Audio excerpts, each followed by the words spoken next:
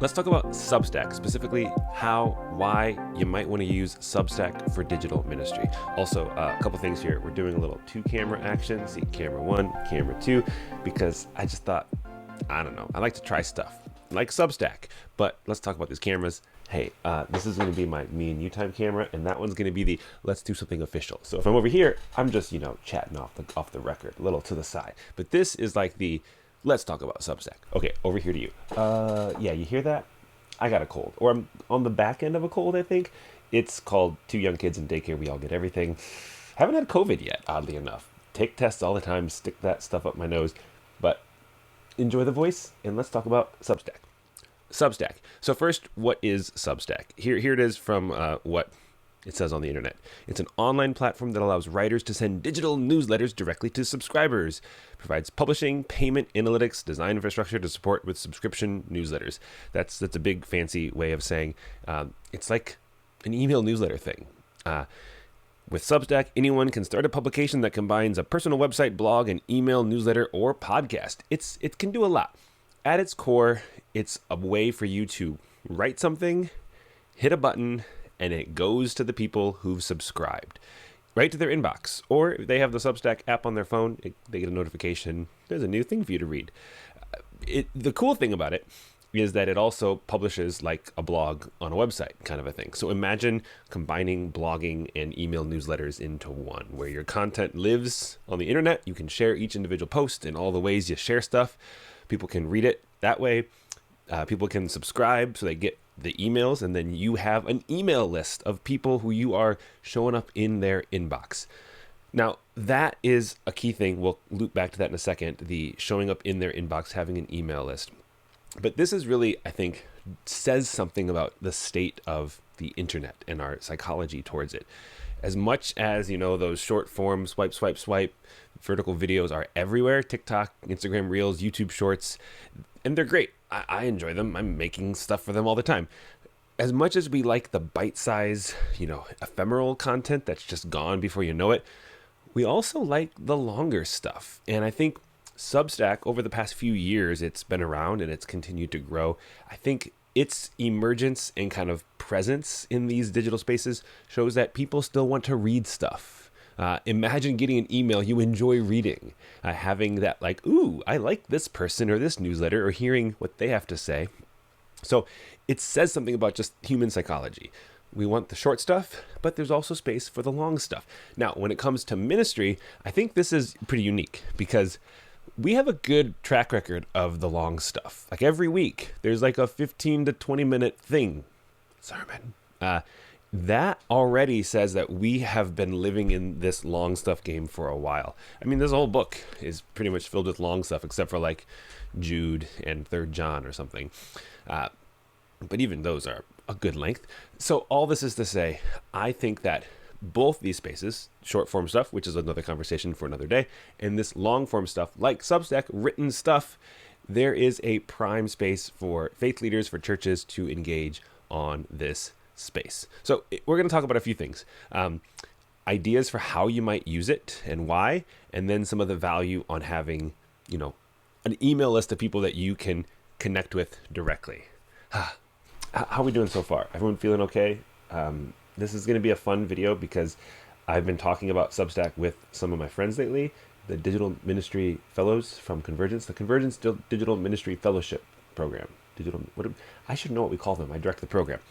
Anyway, a lot of them use Substack, and they've inspired me to think about it more. My wife has been using Substack for a weekly thing she writes about just honest reflections on being a parent to 2 young kids, especially when you're a liberal living in a small conservative Midwest town. I'll link to hers below. I'll link to a bunch of Substacks below.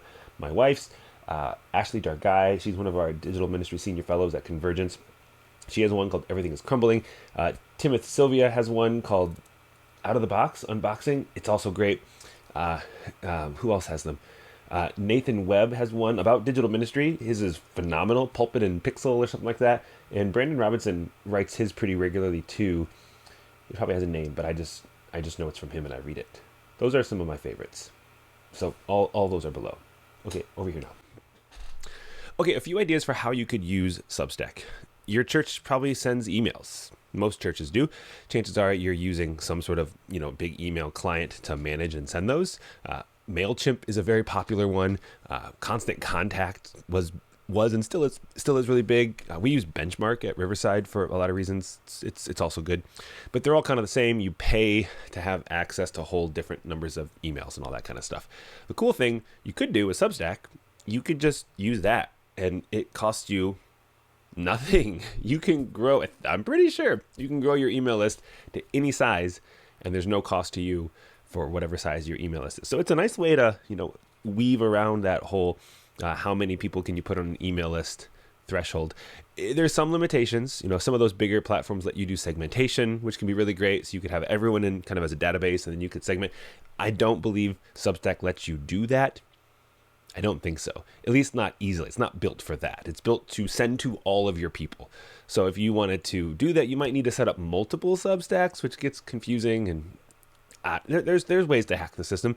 But the point being, if you're a church that just needs to send stuff consistently to your people and you want to have ways for that to grow and reach people, Substack can work for you. In fact, I've noticed Middle Collegiate Church here in New York City. Here, I'm not in New York. I work for a church in New York, but what am I saying? This is Michigan. Do you see that basement? That's a Michigan basement, Middle Collegiate Church and Reverend Jackie Lewis, their senior minister, has started using Substack for the church email and also one from her directly. I'm on both lists. It's kind of cool. Like, hey, this looks like a Substack. It is Substack, which is kind of fun because then it shows up in my inbox, shows up in my app, all the places where Substack just lives already. It kind of puts it in the space where I'm ready for it, looking for it.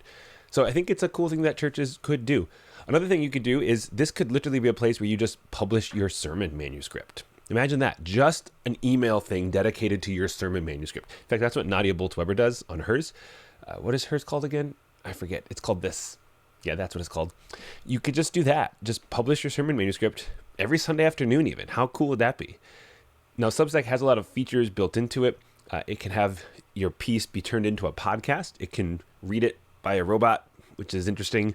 Or you could record yourself reading it. So, get yourself a microphone and do your thing, and then you add the audio file, and people can now listen to it. It can also be built into a RSS podcast feed, so that could be a way to do sermon pack or the actual recording of your sermon from Sunday. There's lots of options here, people.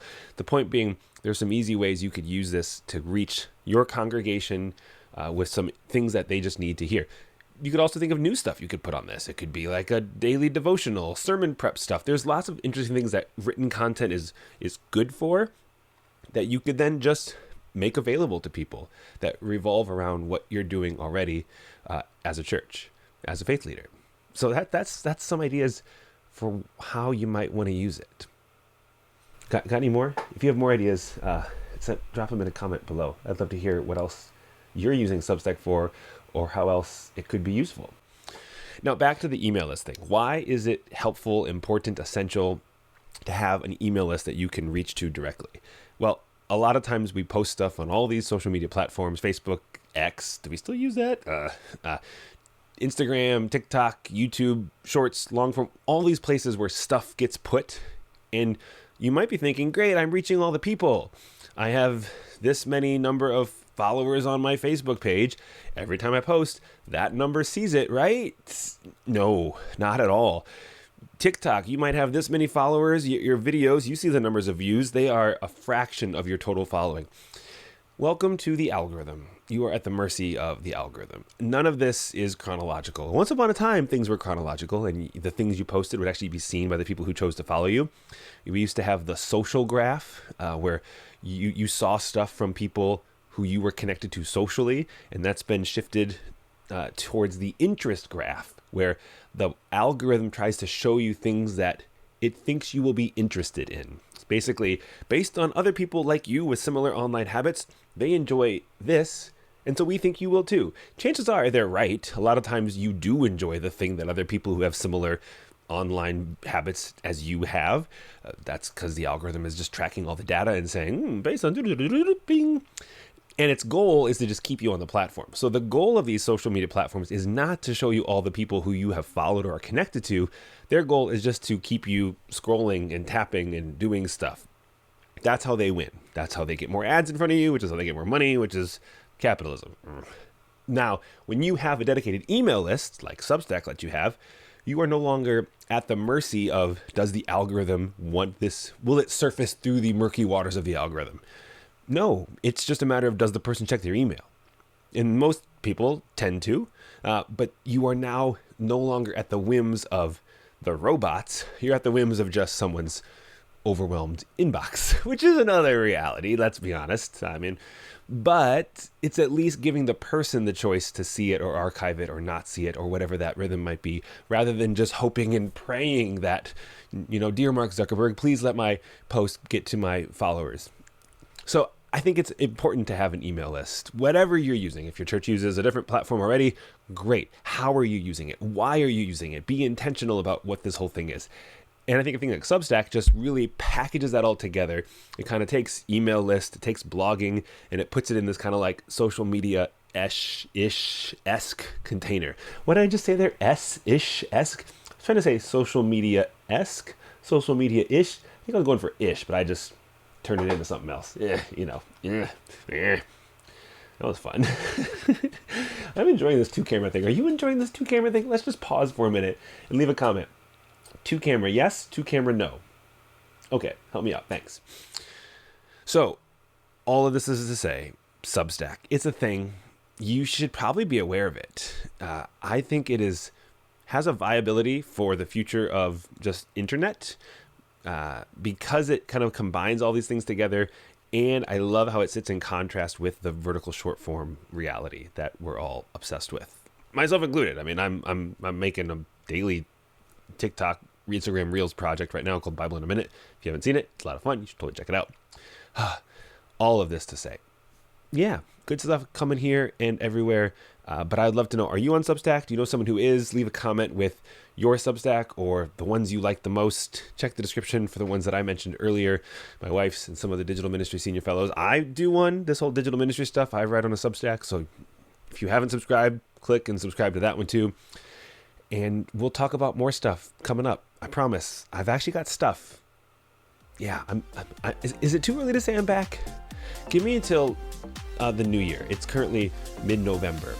So I'm actively scheming some things for the new year with this and you all. Okay, see you later. Can I do it at the same time? Ready? Bye.